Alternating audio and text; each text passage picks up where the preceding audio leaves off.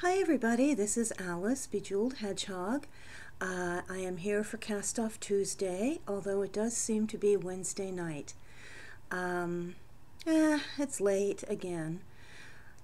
I have been feeling so crappy recently. I don't know if I'm sick or allergies or what.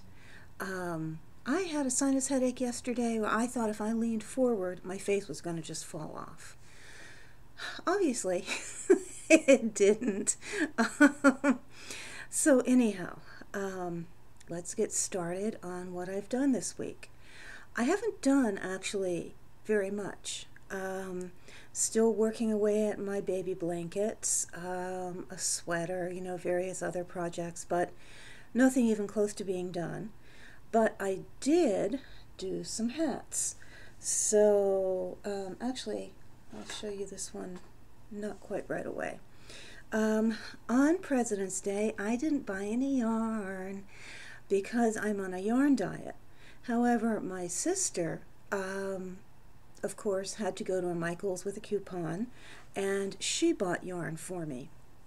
So, since I wasn't feeling well, essentially all I kind of did yesterday and today was lay around the house and whine and cry and crochet. So she bought me Red Heart Baby Clouds, which is a very, very thick yarn. It's a weight number 6, a super chunky. And it reminds me of a thicker version of Lion Brand Homespun. And it has these little tufts sticking out of it. And it's kind of hard, it doesn't really show in the camera, but I mean it's slightly shiny. Some of the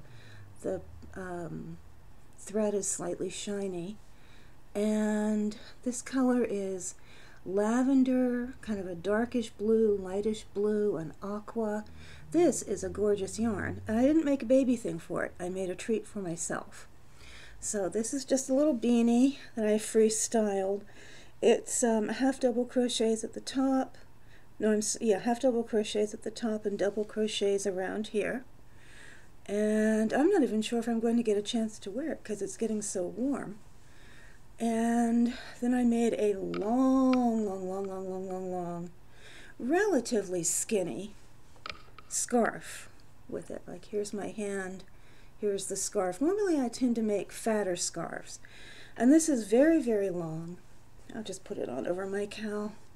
And it's meant to go around and around your neck many, many times and keep you nice and warm, and it's just wonderful.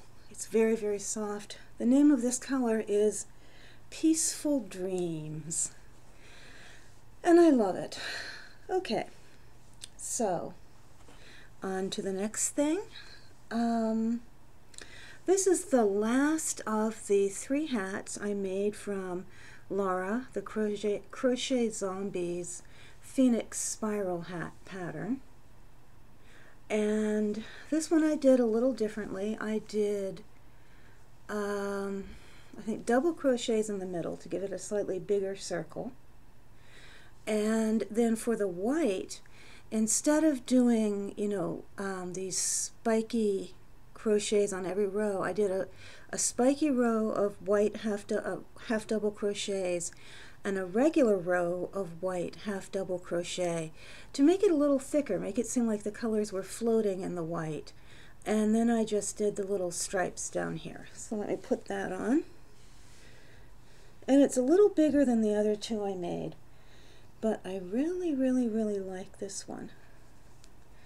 And I'm making a bright blue scarf out of this bright blue right here to go with it. So thank you so much, Laura. I just had so much fun playing around with this pattern. I just absolutely adore it, and I am sure there will be more hats to come. Okay. Then the next pattern that I got obsessed with was a hat pattern, again, because hats are like these little tiny instant gratification rewards. So here is one, and this is called the Urban Shell Beanie. And it's basically a shell stitch with front post double crochets in between to give it texture. And you kind of make it, you make it a little snug so that it stretches out and has this wonderful lacy look. And the pattern itself is very stretchy by nature. Has a half double crochet top, and really because of, I made it in different weights of yarn. Basically, it gives you sizes, newborn, child, and adult. And what I did was I just pretty much did the crown until I thought it would fit. And then I shifted down to the body. So I did not follow the sizing so much for whether it was I think this is actually the numbers match up with the child size. Sorry, I just feel icky. Anyway, the numbers match up with the child size because I was using a worsted weight yarn, and it calls for a DK weight yarn. So anyway, there it is. And this is the one I made for myself. Beautiful, soft gray. Really like it. And then this is the one that I made for my sister. And I'm going to talk about this yarn a little bit because I want to sort of go over some of the strange mysteries of yarn. Same thing, because this was a much lighter weight yarn. This has all the shells, the sizing for the adult head. And there you go. And this pattern just fits perfectly. I normally have trouble with sizing, but not with this pattern. Okay, back goes my little gray hat. In go the twiggy bits. And there we are. Okay, and I think in my crochet tag I talked about the most expensive yarn I ever used. And for some reason I thought I'd spent $40, I guess because it felt like I spent so much. But I went to give you guys the web link so that you could look at the yarn and see it for yourself. And it turned out I'd only spent $27.50, but I guess to me that felt felt like it was $40. So anyway, off comes this cowl, and this is it's a yak and bamboo mixture. It's not a straightforward yak. The color is called goldenrod. And I just did an open stitch pattern from one of my stitch dictionaries, and then I turned it into a cowl by, you can see it along there, single crocheting it together. And it is beautiful. It's, I believe, what they call kettle dyed, so there's variations in the color. And it is very, very soft and very, very lightweight. It has a beautiful drape. So yes, it is a luxury yarn, but it was certainly worth every penny that I paid.